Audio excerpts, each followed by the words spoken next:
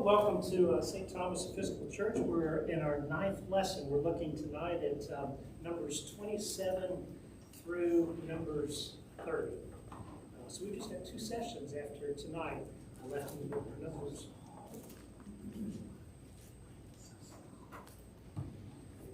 Lord be with you. And also with you. Let us pray. God of blessing and compassion, though our desire to please you sometimes flags, you are constant in the ways you protect us and provide for us. Hold us accountable always, but exercise mercy when we fail to show proper gratitude for your many gifts.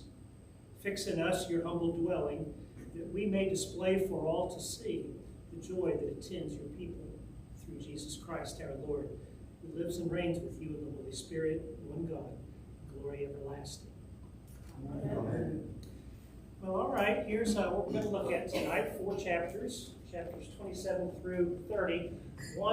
First chapter is going to look at a kind of inheritance as well as a succession that takes place. And then 2 chapters that are going to look at sacrifices and offerings and festivals. And Stephen said he just couldn't wait. He wants to learn as much as he could, and thinking there might be somebody like that. I've got a 450-page book that just deals with sacrifices and offerings in the Old Testament. And the smile that was on his face immediately wiped off, and he said, I'm not that interested. But in case you are, the book is here. And then a final chapter that's going to look at the issue of vows, but specifically looking at a women's issue related to the placing of vows. And by saying that, I want to at least verbally draw your attention back to the very beginning of the book of Numbers. You remember immediately after the census, there were a bunch of chapters that you may have been thinking, now why are we looking at that included things like vows, Nazirite vows. Well, in the same way, there were a bunch of things that followed that first census. Now with the second census, the parallels are back in place. There are things that are happening following the second census, just as they did first census. So in the same way that there were vows to be taken, now there are vows to be taken again, but with a slight variation built in. And that's what we're going to look at when we get to chapter 30. Here's a quick review of what we've looked at so far. A lot of this, obviously, you've seen a number of times, but first 10 chapters, the Hebrew people are just getting ready to be able to leave. And they finally do leave in chapter 10, verse 11, but they never get to Canaan because they don't really want to go to Canaan. They make it clear to God as well as to Moses that they rather would stay out in the wilderness. In fact, if they really had their druthers, they just as soon go back to Egypt. And God finally has to say, well, okay, if you don't want to go to Canaan, you won't go to Canaan. You can just die out in the wilderness. So now with chapter 26, being the last chapter we looked at last week, that second census has now finally been taken. And so once again, a generation of Hebrews is ready to be on the move toward Canaan. At this point in time, though, unless we've read ahead, we don't know whether they actually get there or not. We're just assuming that they're eventually going to get there, and of course that assumption is going to be correct. But in terms of the narrative, we don't know the answer at this point.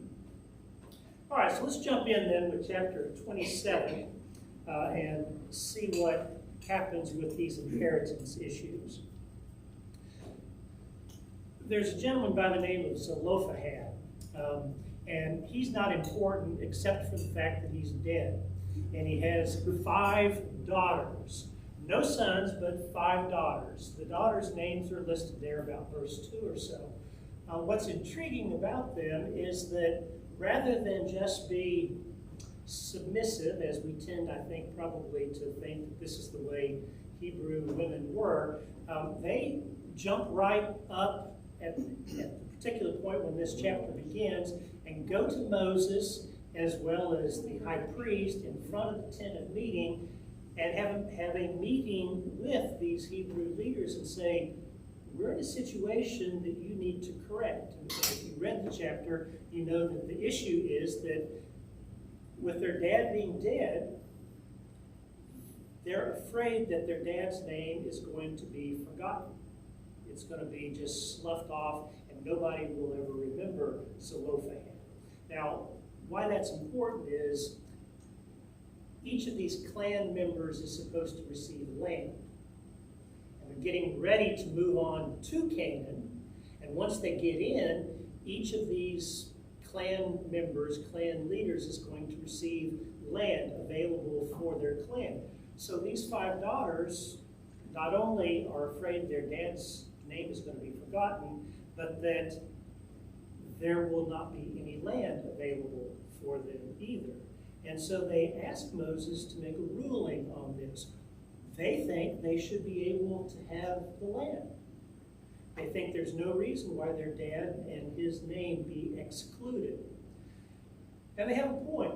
They have an important point. If you were to go back into the book of Leviticus, chapter 25, I believe it is, around verse in the 20s, you'll see that land is one of those very, very important things for Hebrews. Nobody ever really gets somebody else's land. You may be able to redeem the land for a while. For instance, you know, if I'm terribly poor or can't manage money very well, then I might have to sell my land, for instance, to Chuck, who's a much better keeper of books and so on. But you know, eventually there's going to be a Jubilee year, and then that land is going to revert back to my descendants, because land never leaves clans that it's initially given to. Well, land progresses from father to sons, to sons, to sons. It doesn't go down through women. Well, what happens though if there are no sons? What if there are only daughters in a family? So Moses hears them out and then says, you know what? That's actually a good point, and I don't know the answer for it. And so he does the same thing in this particular instance that he's done twice before in the book of Numbers. You remember way back about chapter 9 or so, there was an issue. Well, what do you do if it's time for Passover and you're sick and you can't take part in it? Or if you are on a journey somewhere? I don't know the answer, says Moses. And so he calls upon God, and God says, well, here's the way we're going to work that. There will be a second Passover 1 month later for those persons that can't make the first one. And we'll do this time immemorial. So there's always a second Passover available. And then there was another issue about Sabbath breakers. What happens about the guy that goes out to gather up a bunch of sticks on the Sabbath? And in that particular instance, the answer comes back, well, it ain't a good thing. You're not supposed to do that. So, you know, just gathering sticks really didn't do anything, but you gathered the sticks because you were planning to cook or whatever. So in the same sense, though, Moses calls upon God to get an answer for what he should do about Zelophehad's daughters. And the answer comes back, well, that's right. Land is terribly important, and it needs to stay within that family. So if there are no sons, land will, in fact, descend through the daughters. Pretty good. But what if there are no daughters? You know, what if it's like me, who didn't have any children? Well, in that case, land still needs to stay within the general family unit, so it would go to my brothers. Since I didn't have sons, since I didn't have daughters, it would go to my brothers. What if I didn't have any brothers? Well, then it would go to my uncles. What if I didn't have any uncles? Well, then it would just go to whatever the nearest kin back in time may be. If that's a great-great uncle, and then descending down to some cousin 3 times removed, then that's where it would go. It would stay within the family unit.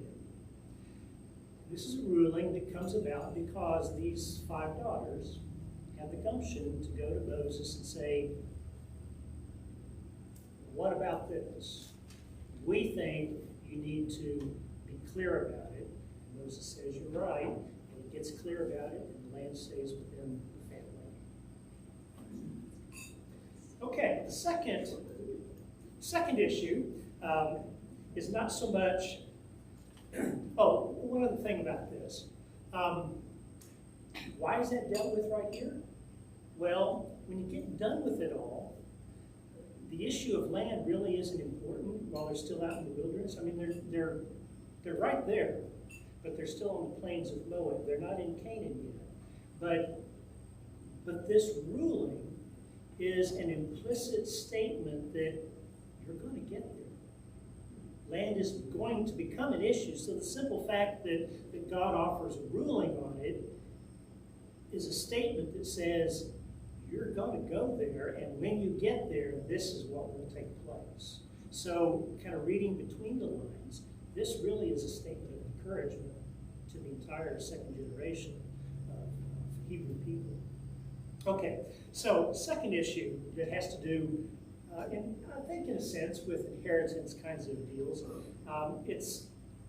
It's about a succession for Moses. You remember that a few chapters back, Moses and Aaron got in hot water because they decided to hit with their staff a rock rather than speak to it the way that God asked them to, and God was perturbed at them and said, okay, for that you guys aren't going to go into Canaan either. You're going to die before you get there. Well, Aaron's already dead. He died back in chapter 20. Moses is still hanging around, but when you get to verse 12 in chapter 27, Moses is told by God to go up. We're not told Mount Nebo, but when we get into the book of Deuteronomy, we're going to find that's where he's at. He's told to go up to a mountain, and he'll be able to see where all of the Hebrew people are getting ready to go. But he is then reminded, you aren't going there. You're going to die up on the top of the mountain.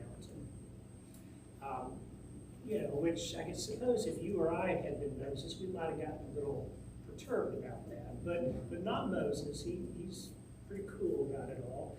And in fact begins to intercede on behalf of the Hebrews, as he has often done, saying in this particular instance, well, if I'm not going to make it, then we need to make sure that there is a successor figure to me who will be good for the Hebrew people, that will be able to lead them once they get into Canaan and be a defender of them. God says, yes, you're exactly correct, and I've already got a person picked out that I think will be optimal for that, and his name is Joshua. You know it. He already has the Spirit in him, but you're going to give him some more of your Spirit. Not all of your Spirit, because there's only going to be one Moses, but you're going to give him more of the Spirit. So he will be more endowed than he is right at this moment. But because he's not Moses, he is always going to have to talk to the high priest. He's going to have to be in conversation with the high priest to know what exactly my will is. He will not be able, as you have done, to simply come and talk to me and get an answer directly. He's going to have to get together with whoever the high priest is. This particular moment in time, Eleazar, if he lives long enough, and Eleazar's dead, it'll be Phinehas, his son. He's always going to have to talk to the high priest and receive word from him, and together then they will share it with my people. So that's what happens. So this particular photo is, assuming this is where Moses was standing, atop Mount Nebo, this lets you see all of the things that you could see. And to be sure, theoretically, have you ever been to, Patty, what's the name of that thing down around Chattanooga that has Lookout Mountain? Yes, thank you. That you can see 7 states from this spot. You stand up there and it shows you where the 7 states are, and you go, oh, okay, you have no clue. That's kind of the way this is, but you can effectively see all of Canaan from Mount Nebo, all the way from the Sea of Galilee down all the way to Herod, all points in between.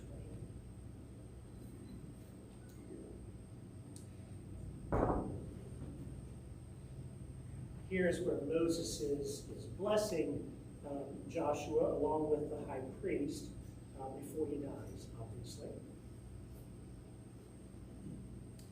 And if you read carefully, you were reminded of something that doesn't show up much in Scripture, but it does show up some. And it's one of those things that nobody really knows what it is or even how it was ever used, but it's something called the Urim and the Thummim. Whether these were dice or colored rocks like you see here, or stones that had writing on both sides, nobody really knows, but the high priest kept these in a little pouch in his breastplate, and when needed, he would consult these to find out what God wanted to say to him. Did any of you, when you were younger, or when you kids were younger, have those little black balls that had a little floaty thing inside? A magic 8-ball? Yes, yeah. That would, several of them, and you would shake it and then see what it would tell you. That's kind of how they would use these Urim and Thummim. And God would provide answers. And since this is said by God to use this, the assumption is that whatever the answer is given is direct from God, so you pay attention to it. So Moses is told here that Joshua is going to be speaking with the high priest, and they will consult these two stones or dice or whatever they are, and this is how they will learn what needs to be done. I suppose, if nothing else, it taught them to always ask questions that had a yes or no kind of answer. Well, incidentally, that story too is an implicit statement that you're going to get on into Canaan. Moses needs a successor, and it needs to be a good successor, one who can actually lead and challenge the Hebrew people moving forward. So again, another implicit statement, we're headed the right direction, and this is going to happen. All right, so that gets us then to chapter 28. Are you ready for this, Stephen? Oh, yeah. So chapters 28 and 29, we could really call it Sacrifices and Offerings Part 1, Sacrifices and Offerings Part 2 for chapters 28 and 29. The offerings and sacrifices that are mentioned in chapter 28 are much more generic in scope, and also much more regularly utilized or necessary to be offered than the ones that we're going to come across in chapter 29. And while one may think that big festivals, like say what we do at Easter or at Christmas, is more important than what we do on a regular Sunday, it really is the other way around, at least within the Jewish faith, and I think we could argue even in terms of the Christian faith.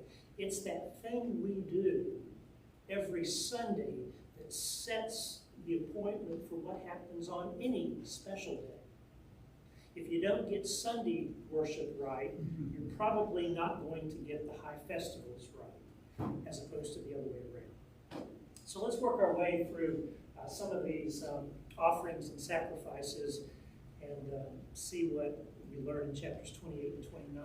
And incidentally, just in case I forget to say this at the end, these two chapters are also going to be implicit statements.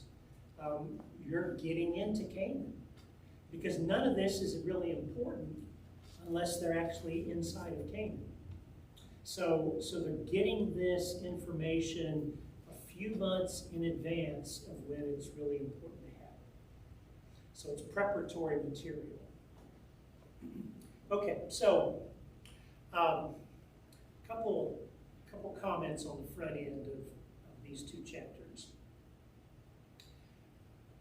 The description of each of the offerings and sacrifices in these two chapters is not at the level of what you and I would do. These are not the sacrifices or offerings that you or I would give. This is at a corporate level. This is all the Hebrew people, or once they're actually in Canaan, this is for all the Israelites. I wondered that very thing, if there was just what's laid out here, just, there was one for the whole body? Yes. Okay. Yes, it is. What we're reading through all of 28 and all of 29 is what is done on behalf of the Hebrew people. So there is, in addition to what we read about in chapters 28 and 29, all the kinds of sacrifices and offerings that you and I may have to do or want to do if we've got a sin offering that we need to make, or if we've got a special blessing that we want to offer, etc., etc. This is corporate level that is taking place for all Hebrew people, wherever they may be. And then secondly, if you do want to read from Scripture more about each of these, then look at Exodus 34, look at Leviticus 23, and also in the book of Deuteronomy chapter 16. Those three chapters are the three chapters that will provide you the most information about things like Day of Atonement or Pentecost or Passover, etc. Okay, so daily offerings. This really is the backbone of the entire sacrificial system. This is where it starts. If you don't get the daily offering correct, everything else is going to be haywire. This sacrificial offering takes place out of the abundance that God gives to his people. Every single day, there will be a sacrifice of 2 lambs, as well, one in the morning, one in the evening, as well as a flour oil concoction that's really pretty good size. I mean, it's not a little dam. It's a pretty good portion. And then some wine. The wine will simply be poured out. It's not drunk. But the flour oil concoction is actually given to the priest. So the priest will have, the priests with an S on the end, will have the lamb as well as the flour oil concoction cooked into bread to be able to eat the next day. That's their food. Okay? So even though it's stated that this is a meal for God, what that really means is a meal for the priests. So why didn't they say that? Well, they didn't. They said it the same way that you and I talk about giving our money to God. God doesn't need our money. I mean, the money really is going to the church, going to the priest, or going to whatever. So this meal is given to God, not for God to eat, but for the priest to be able to eat. And the reason I say that this is an example of the abundance that God gives is because that means that we're talking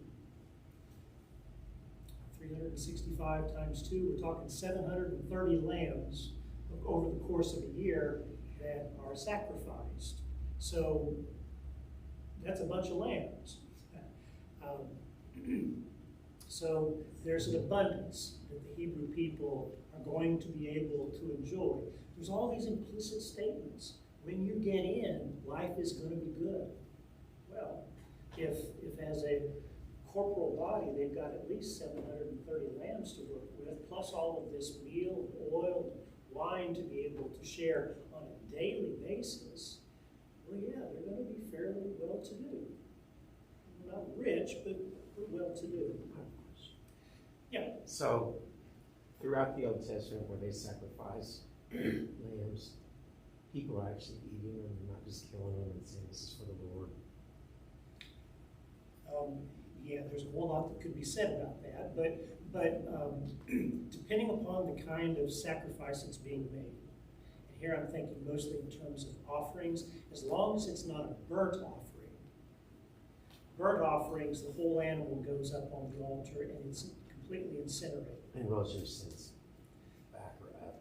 Yeah, as long as it's not a burnt offering, then it's usually a special piece of the lamb that will be burnt up. And then the rest of it, depending upon the kind of offering, will go to the priest. But there's other offerings that some goes to the priest. This is like at Passover time. The rest of it will then come back to the people who did the offering. That's a big deal. And it begins to help you understand why sacrifices and offerings are not an atrocious thing, or something where, gosh, once again, I'm having to give the best I've got. If you are, for most of the year, a vegetarian, on these 1 or 2 or 3 big days of the year, you have an opportunity to have lamb. Well, suddenly, if you get an opportunity to go to Outback Steakhouse or Ruth Chris Steakhouse, you like it. And so these folks have that on these high feast days. So it depends on the kind of offering and the specific occasion as to who gets to eat the meat. So if we were to update that to today, to us, non-Jews, trying to get something out of this, if we're talking about the daily offering being the backbone of our entire system of worship, and based on something of the abundance that God has given to us, I'd suggest to you that we're talking about time, which we have in great abundance, though we fritter a lot of it away doing stupid things, but we still have it in abundance. And so the suggestion here as to what we do morning and evening is something like, you can take this back to Tom, something like morning prayer and evening prayer, where we offer a pittance, as it is, of the abundance of our time that we've been given to God, in gratitude for all the time of our life that God has given to us. We do it gratefully and regularly, morning and evening, over and over. I can tell you that over the years that when I was clergy in charge of a church, our congregations took part in morning prayer. Evening prayer never worked, but morning prayer did. And so we always had folks coming and taking part in morning prayer every single day for close to 30 years. And you say, well, if I do that, that means there's some other things I can't do. Well, that's right. It regulates. It is a regular offering, so it regulates one's time. You start your day and you end your day in this particular thing. Now, you don't have to pray for long periods of time. It can be a short amount of time. And if you just think, well, gosh, I can't do that, then you can do what the monastics did for many, in fact, still do. Just read some Psalms every day. If you read 5 Psalms a day, you'll get through the entire book of Psalms every month. You say, well, I can't sit down and read 5 Psalms. That's just too much. All right, fine. Read 2 Psalms in the morning, read 1 at lunch, and read 2, before you go to bed. That gets your 5 in. And on a few of the months of the year, you get 1 free day to make up. But 5 Psalms, 2 in the morning, 2 at night, 1 at lunchtime. Easy peasy, you can do that. And you begin to put in place this backbone of what we do as worship for God's people. All right, Sabbath offerings. Well, let me just say one other thing here. There's lots and lots that could be said about each one of these daily offerings, Sabbath offerings, monthly offerings, et cetera, et cetera. And what we're reading about in Numbers 28 and 29 is just the corporate side of it. It's not the individual side of it. But I'm going to share kind of the individual side of it because you can read this corporate side. And there's really not much to say about that once we've said it. It's just a repetition of how many animals get killed and how much flour and oil and so forth gets added. So I'm just going to share some of the individual aspects of these offerings. Sabbath is the distinctive service, it's the distinctive event that shows people who are not Hebrews who is a Hebrew and what makes a Hebrew. Saturday, the Sabbath, is what does that for a Jew, in the same way that the Lord's Day tends to do that for Christians, or at least historically has done that for Christians. What's important to begin to notice, though, if you read this carefully, anything that was done for the daily offering is done in addition to whatever is done for these other things. So, for a Sabbath offering, for instance, there are 2 more lambs that get sacrificed every Sabbath, as well as a flour oil concoction, as well as wine. But that doesn't mean that on a Sabbath there's only 2 lambs and flour concoction with oil and wine. There are 4 lambs, 4 flour oil concoctions, and 4 things of wine that get spilled on Sabbath. So whatever we read about each of these other offerings, like Sabbath, etc., it's in addition to what takes place on the daily offering. Got that? And so this is actually on the Sabbath day that this is happening? No. Okay. At the very beginning, yeah.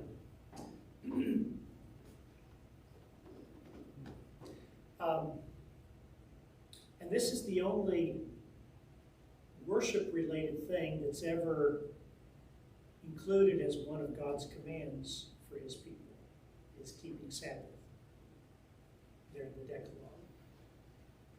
The offerings are important, and it is highly suggested that you do them, but they are not an aspect of the Decalogue itself.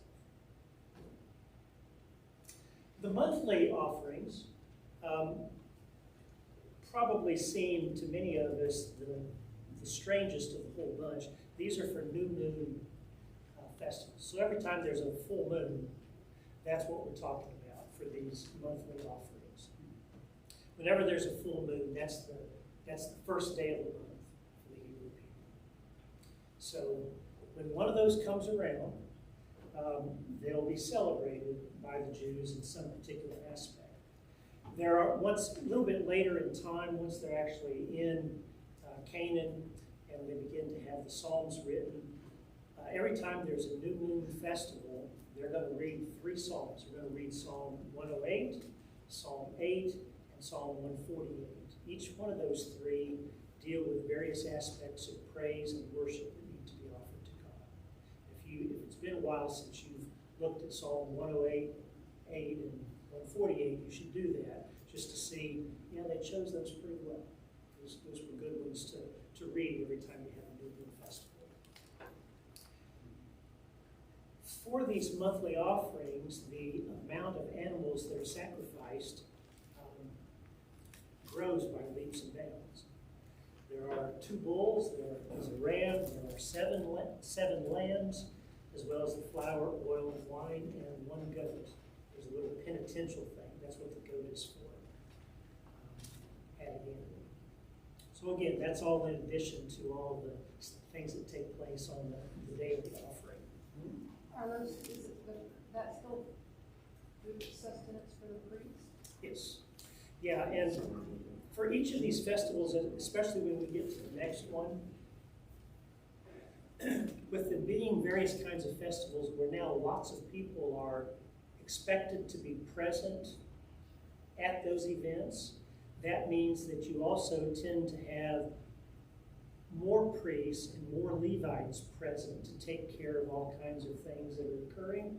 The same way that, if you have a diocesan convention, you got a whole bunch more priests in the house than you would normally. And so there's more food necessary to be cooked to take care of all those priests. So when you have these larger festivals, you got to have more animals. So we got a bull. We got some hamburger added in at this point, in addition to the lambs and goats.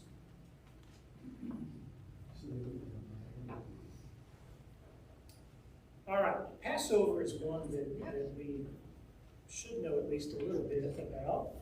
That begins to show up down about verse 16 in chapter 28. Passover is at least connected with, it doesn't cause, but it's connected with the 10th plague that the Egyptian people experienced just before the Hebrews finally are told by Pharaoh to please get out, please leave my country. So on the 14th day of the first month of the year, they are supposed to eat a lamb, kill a lamb, put a little bit of the blood on their doorposts, and et cetera, and eat this lamb entirely. And that's what they continue to do on Passover itself.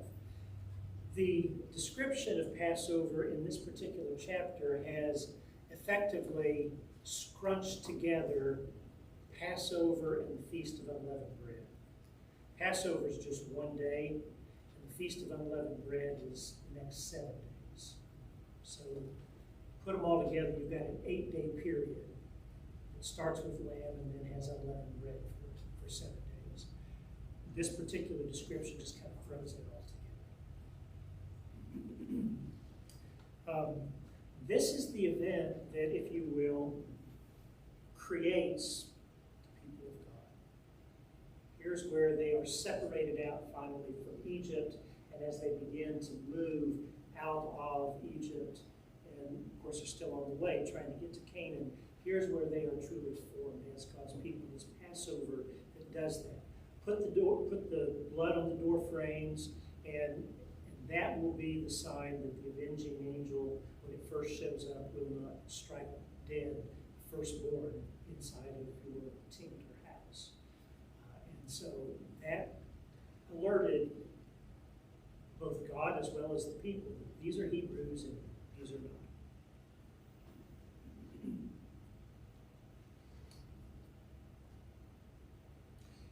There's also mention in these verses that you're not supposed to work on the first day, Passover itself, and you're not supposed to work on the last day, which would then be another Sabbath, if you will.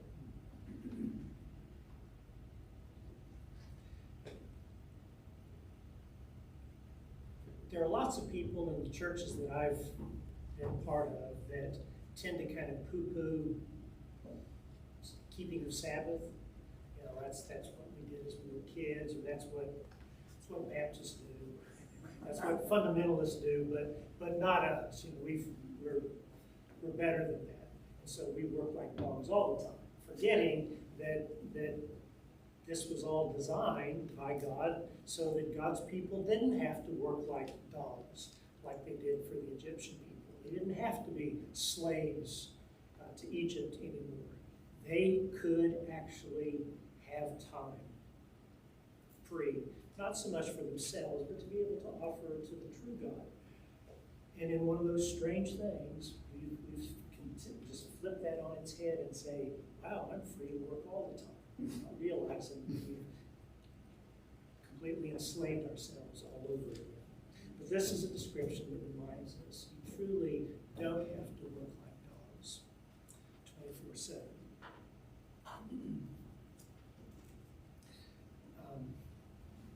That became real clear to me 4 or 5 years into my first church. I was working like a dog, and thought I should be working like a dog. I mean, I was putting in 100 hours a week easily, week in, week out. One of the ladies in the church gave me and my wife tickets to this concert at Vanderbilt University. It was some medieval group of women singing choral music. And I know she spent a ton of money on these tickets, so I was very grateful to receive them. But these women apparently could only sing in the dark. And so when I sat down in those seats in that theater and the lights went out, well, I was bodily present, but I didn't. I think my wife might have heard some of it, but I was doing my best not to snore throughout that thing. And when I got out of there, I thought, you're such an idiot. You know, here was this gift that you received, and you were so dog tired you couldn't even stay awake and enjoy it. And so I promised myself on the drive home that we're going to change. I'm not doing that now. I still work like a dog, but the days of trying to do 3 things at the same time came to an end that particular night, and I realized that what I should have known much earlier in my life, and that was that I'm not indispensable. In fact, I'm very indispensable, and people can get along quite well without me, and I need to take that to heart, and have tried to at least do that since. And you know, if you haven't learned that lesson yet, it's time you learn it too.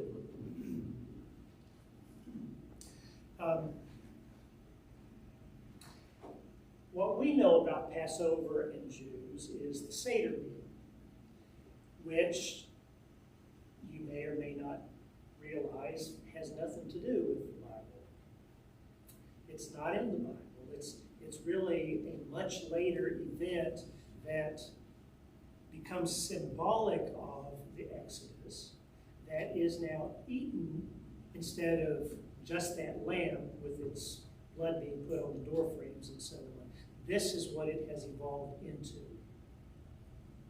So they remember the Exodus story, the same way that we remember the Easter story. Of course, that's at the very same time.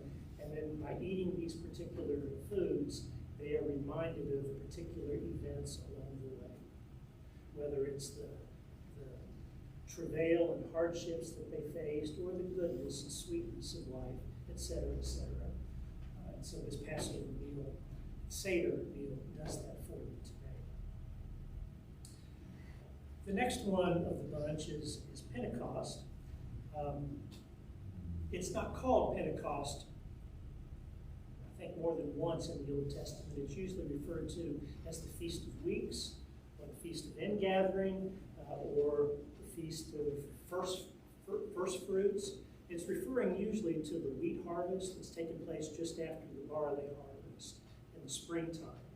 But it gets its name Pentecost from when Old Testament or Hebrew scriptures are translated into Greek, and the word for 50 is Pentecost. So that's why we refer to it by that terminology today.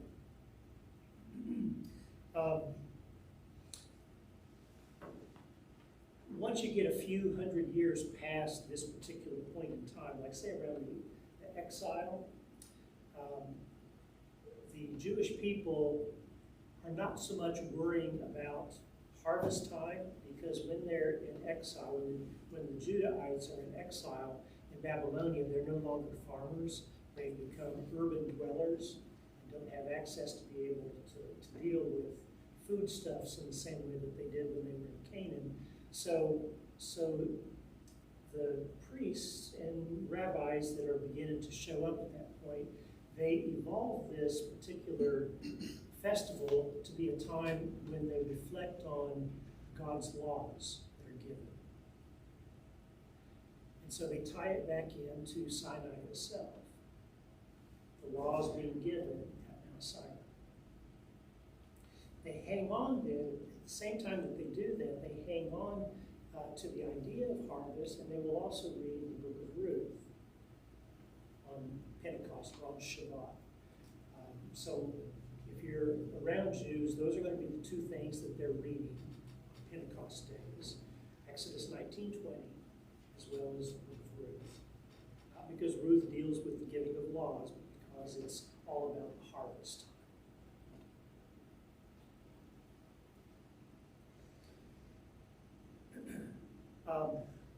And in the same way that Pentecost is really the birthday for the church, it's also the birthday for the Jewish people, because that's where the giving of the law occurs.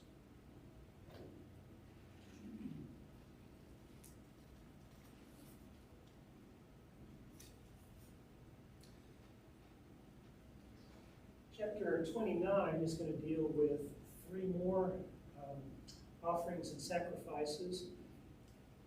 First of these is one that you probably don't know much at all about, but it's their New Year, Feast of Trumpets. And it's, the Jewish year is really divided into two parts, the same way that the Christian year is really divided into two parts. You've got the Easter cycle and you've got the Christmas cycle. And it's really two different sections. Well, the Jewish year is the same way. It starts with what we looked at in chapter 28, and then you've got the chapter 29 version.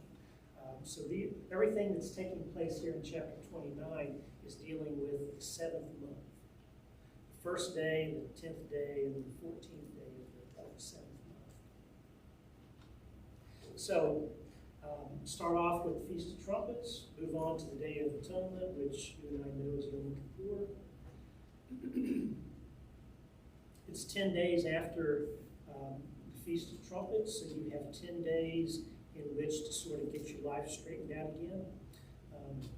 Take care of all of the issues of repentance that you need to deal with, and so that you're ready on Yom Kippur to be able to offer yourself as a reconciled person again. But because you can't do it entirely in your own and on your own behalf, the priest has to come to your aid, of course, on Day of Atonement. And so there will be not only lambs that are offered on your behalf, but there will also be a special lamb that the priest will lay his hands on and speak to that lamb all of the sins that he has heard as a father confessor sort of figure. And then there will be a second priest who leads the lamb out into the wilderness where it will be released. It becomes known as the scapegoat that we still refer to today. It carries all the sins of Hebrew people out into the wilderness. So I suppose at one level or another that probably explains why they didn't like to go into the wilderness, fear of possibly running into that lamb again somewhere.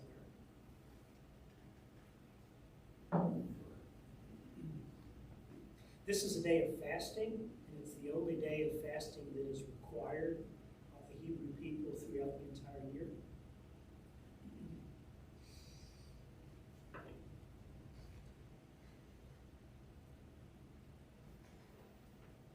There's the scapegoat. And the very last that's mentioned is the Feast of Tabernacles. This is the event that actually becomes the biggest and most important of all of the Jewish feasts. You and I may think, well, that's surely got to be Passover. Or if it's not Passover, then Feast of Weeks, or gosh, it must be Yom Kippur. But no, it's actually Tabernacles, which is the biggest blowout of the year for the Jewish people. And if you don't believe me, then just look at all of the animals that are considered for this particular sacrifice.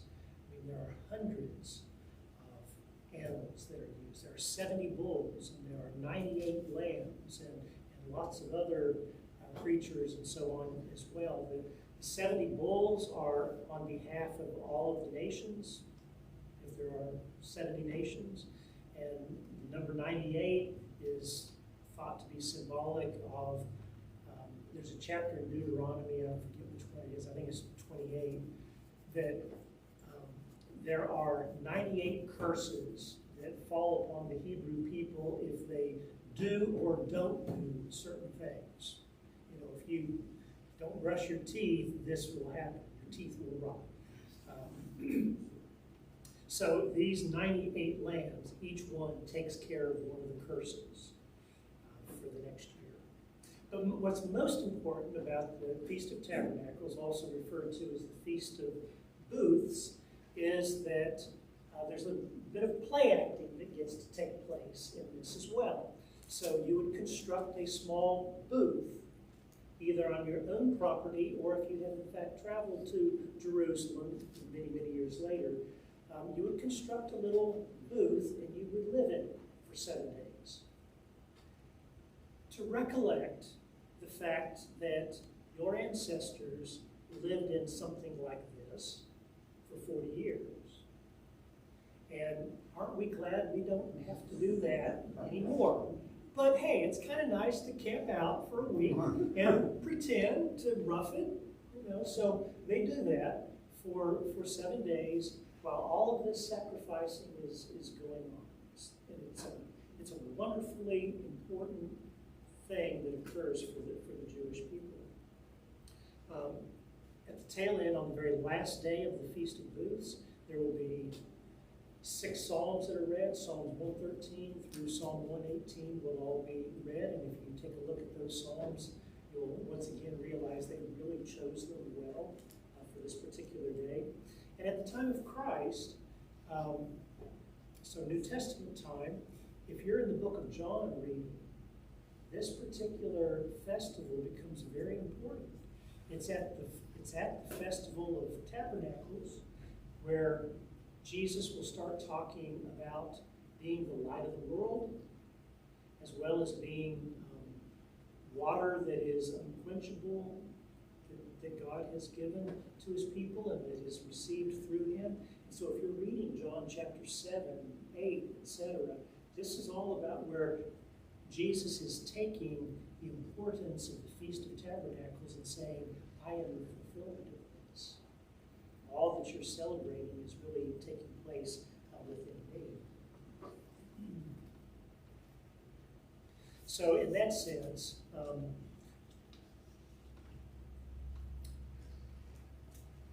Feast of Tabernacles should be like our Easter, because Easter really ought to be the most important event for us.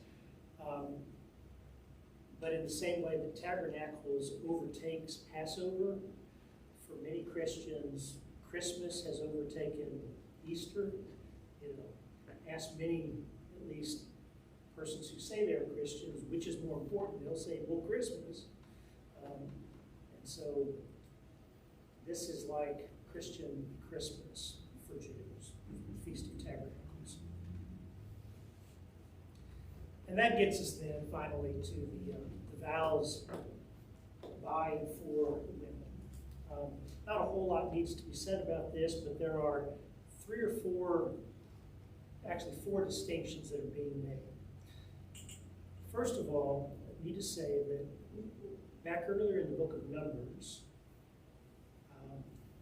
it appeared as if anybody, regardless of one's gender, could make a vow. Nazarite vow. And in fact, that's true.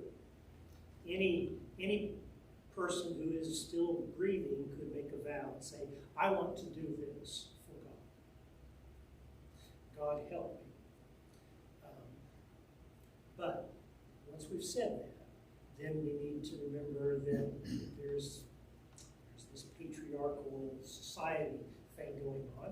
And so women, whether they are young or middle-aged or older, tend to be subservient to various men in their lives. So this chapter walks you through the various situations that women wanting to take vows find themselves in. So the first couple of verses deal with young girls.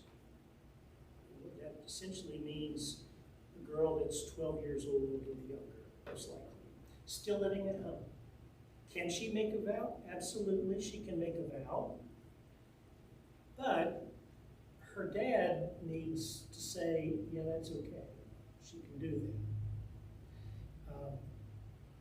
And we shouldn't assume on the front end that any dad would just say, no, you can't do that. And say, my daughter cannot.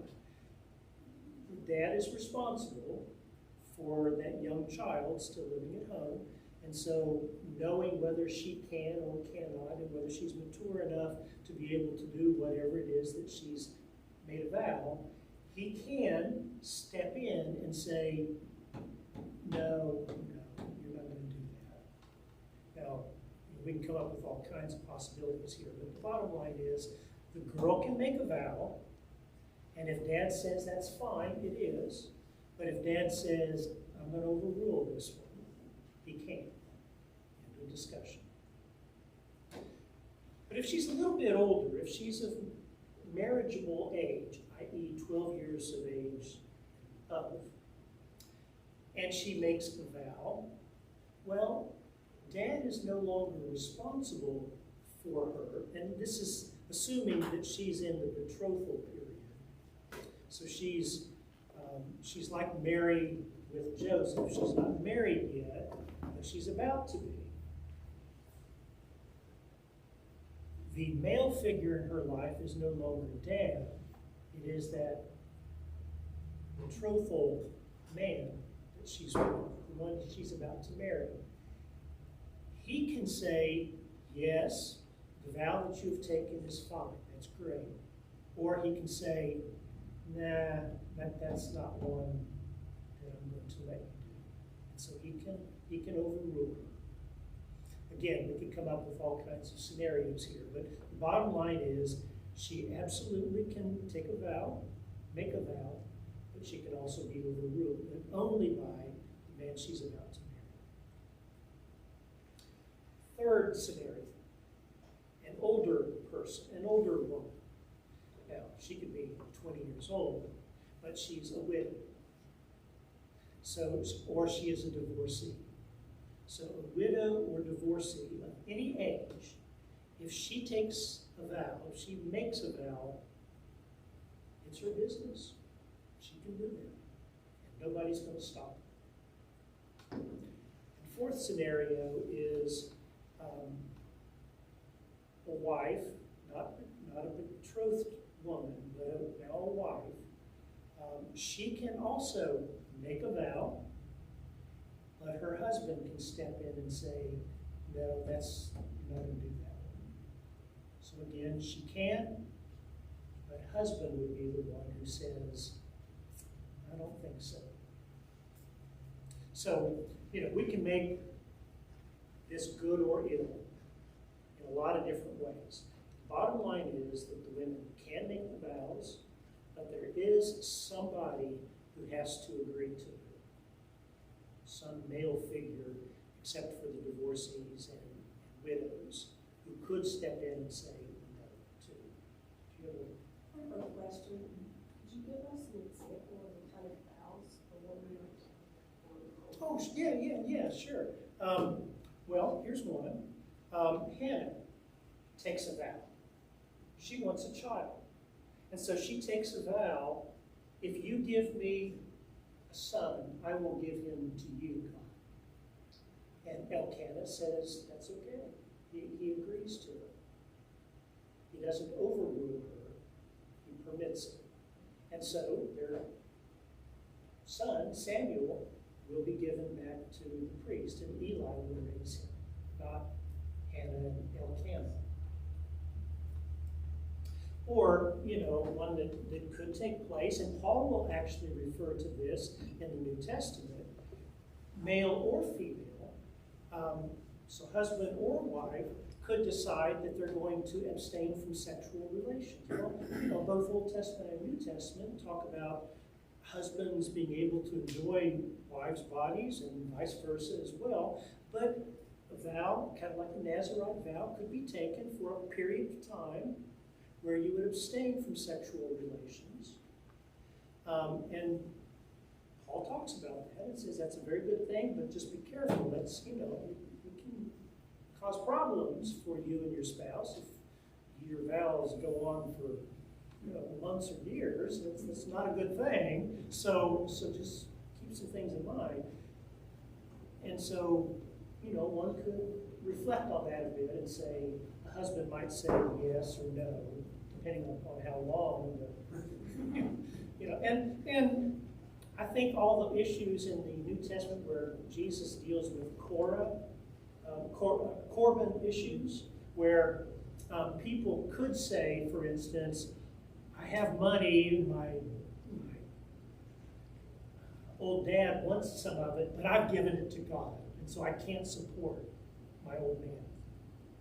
And Jesus effectively says, that's okay, but if you're going to say that, then you need to really give your money, as opposed to just saying you are.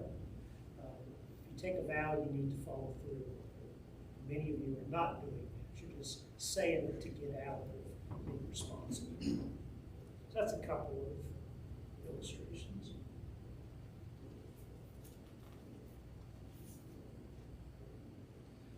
So that gets us to here. 2 or 3 sort of mini sermons that could come out of these chapters. Let me deal with vows and annulment first. How important it is to be accountable regarding the promises that we make. You know, if you say something, you need to follow through. We've already seen that earlier in the book of Numbers, and really it's brought up here again in these chapters. This reminded me of, I enjoyed Star Trek in all of its earlier incarnations. I haven't got into the 37 different varieties that are on right this moment, but back in the day, I enjoyed Star Trek. And The real Star Trek. The real Star Trek, yeah, absolutely. Where they have real aliens they were dealing with. Well, in Star Trek, TNG, The Next Generation, Season 1, Episode 18, where it's entitled Home Soil. They have an interaction with this crystalline figure who finally, when the universal translator comes online and the crystalline figure for the first time talks to Captain Picard and all the rest, the crystalline figure's description of human beings was that they are ugly bags of mostly water. That is just a wonderful line. Ugly bags of mostly water. You know, all the way back to people like Socrates and Plato, they've tried to decide what is it that most aptly describes human beings. Ugly bags of mostly water, I think, nails it. It's just wonderful. Well, I say that to say that, you know, very often when we say things, whether it's vows or whatever, we're just making empty puffs of breezy wind. But the words we speak are never just empty, breezy, windy things. They really matter. And we need to always keep that in mind. That if I promise Sherry I'm going to do something or not do something, I need to follow through. So whether it's Sherry or whether it's God or whether it's one spouse or child or whoever, we just need to do it. There are repercussions if we don't. And all the stuff about offerings and festivals, just you can't get away from praise and worship. How important the offering of praise is in church. It's central to our identity. And it's good to keep that in mind as well. And then getting back into the inheritance issues.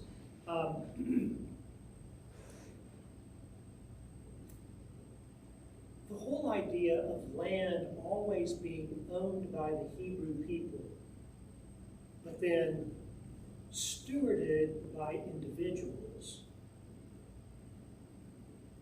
is an intriguing way to think about it. There's a sense in which that's sort of the way I see the land that I live on, that Patty and I live on now. I had the privilege from the time I was a little tiny guy of running around on that one line that was ours, my grandparents. Since I was a little guy, I've run all over that land. And as I got older, it just began attaching itself to me to it more and more. And it did to my mom as well, so that, you know, as she was getting older and was ready for Dad to retire and so on, she began having conversations with my grandparents about getting at least a part of it. And they worked out a way for that transfer, if you will, for her to become the steward of half of it. And she did. And then for about 15 years, she and Dad did what they could for that piece of land. Ben died way too young, and it became mine. And I get to be the one who cares for it.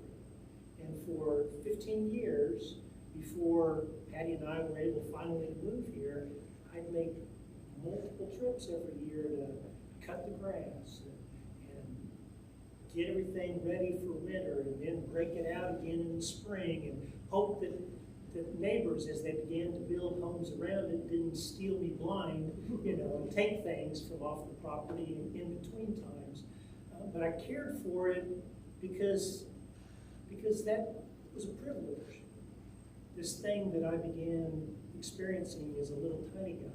And I hope, I don't know, but I hope that Patty's girls are getting a little bit of that now, and when the day comes, and I am no more, that they'll begin stewarding the place the same way that I have. Well, I think that's just a wonderful argument against the kind of disposable society in which we live, where everything is discardable without a second thought. So I made some notes here. We have a society in which products are disposable, and food is disposable, and buildings are disposable, and land is disposable, and even people are disposable. Trash. Just get rid of those you don't want. They're consumed and discarded, and you move on to something else that's more intriguing to you. Well, that's not the way it's designed. Whether we're talking land or any other aspect of human life, it comes to us as a gift. We don't own it. We just care for it for a period of time. And then we hand it off to somebody else to care for it again later. Well, I think that's the proper way to inherit as well as to succeed. Moses never owned those people. He was just intercessor par excellence for them. And eventually, Joshua, you see, is going to take that over and move forward. Okay, so next week we'll look at chapters 31 and 32, and we're coming down to the wire here. It's about over. So next week, 31 and 32. Thanks for coming. Thank you.